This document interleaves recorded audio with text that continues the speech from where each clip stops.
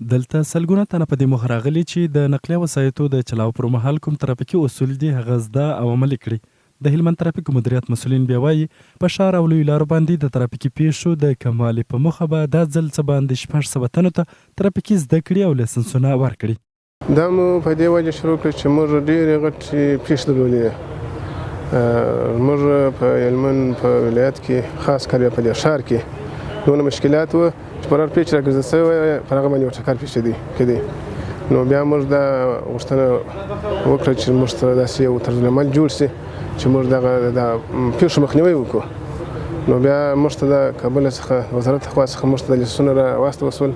په دغه 15 ورځو کې موږ دغه شاګردانو ته پر کومو عمومي لارو باندې چې لوحې مقصد اختیاریه لوحې دي چې کوم وخت په هغه ځای کې خطر پیښیږي نو موږ دغوی ته دغه لوحې ورښیو او د ترافیکو قوانین ورښیو.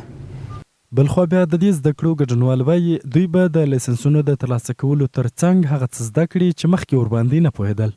پخوا پر د شهراو یا پر سړکانو مو سفر کوي د لوحې چې مو لیدلې مو چې دا د شو دپاره دي.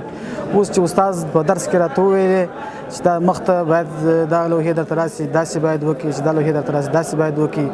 یعنې دا د موټروانۍ د چلولو لپاره ډېرې ضروري دي چې دغه درس ووایو موږ ته به ټوله شی را معلوم شي پر لوحو به را معلومه شي په داسې ځایو کې چې هغه ټکرونه کېږي ناخوالې پیښیږي دا ټوله به موږ ته معلوم شي انشاءالله.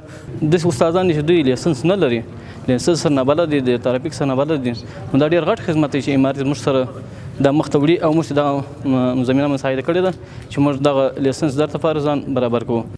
ویلی سو چې تر دې مخکې هم د هلمند ترافیکو مدیریت له لوري سلګونه نظامي او ملکي موټر چلوونکو ته ترافیکي زده کړې او لایسنسونه ورکول سوي دي.